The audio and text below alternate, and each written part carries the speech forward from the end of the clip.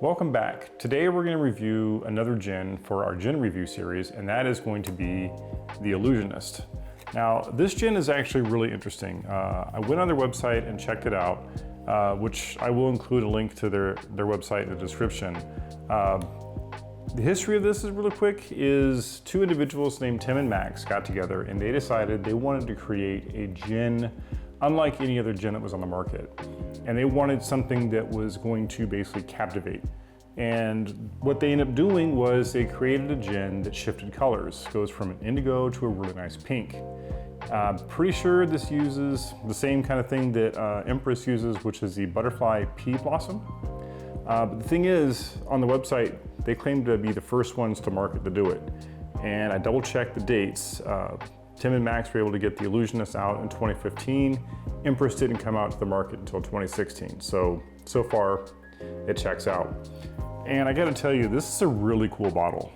The label is beautifully embossed. There's a couple other little subtle things, like this really cool thing on the top, which I'll pop up on the screen. It's really neat looking. And then here on the side, you get this really cool hang tag, and it actually gives you the date of when this particular gin was distilled. This one was actually distilled 27 November 2023. So that's kind of neat. It adds a more personal touch. So let's just go ahead and get right to it. Let's go ahead and taste this and we'll move on. Really excited. So obviously, first thing, cork test. Oh yeah, that's actually not bad. Nice cork test on that one. Okay, ooh. Already you get like these really nice notes coming out of the bottle. Ooh, it's a tight cork. A really tight cork. Oh yeah, definitely a dry style gin. You definitely get some juniper in the nose. But I'm also picking up a little bit of citrus. Yeah, definitely juniper and citrus in this is really nice. Very, very pleasing. Let's see how this tastes.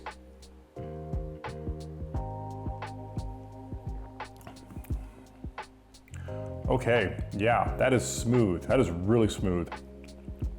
And the nice thing is, it's not really what I would consider to be your normal dry style gin, which is gonna be really upfront with the juniper. This is more, the juniper is definitely more dialed back. I get a lot more of the, almost like lemon, a little bit of coriander. It's actually really pleasing. This gin is one I can see just sipping neat.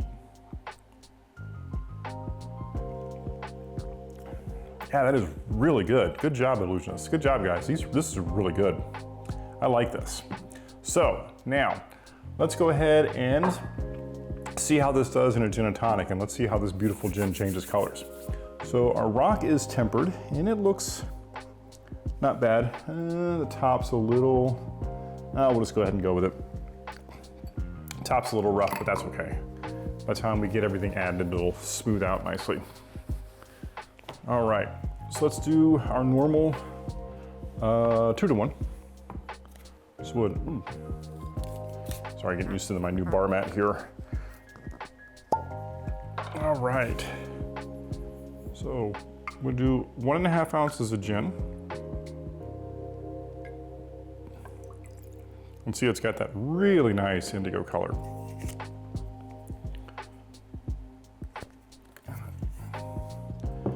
And we're gonna go ahead and top off with our tonic water.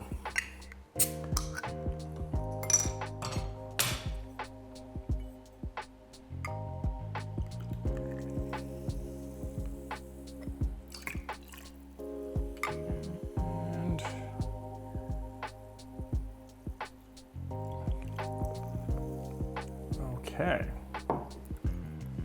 Oh, that's nice. It's a really nice color there.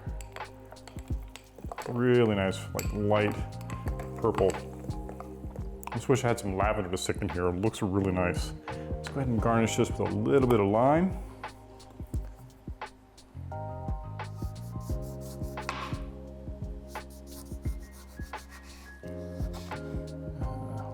Get that a little too thin. Oh, that'll be fine. Got a little thin today. All right, cheers.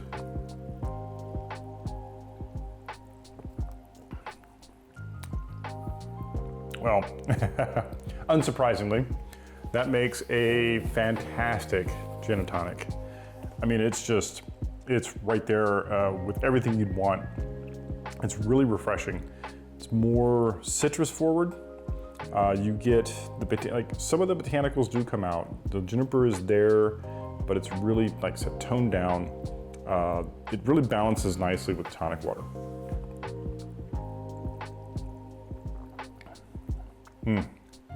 Yeah, I can definitely see just sitting down and having many of these and just enjoying. Yeah, this is a fantastic gin and tonic. So I will say, if you can get your hands on the Illusionist, I highly recommend it, and make a gin and tonic and enjoy. I've got some ideas for the next cocktails, so stay tuned and see what we make next.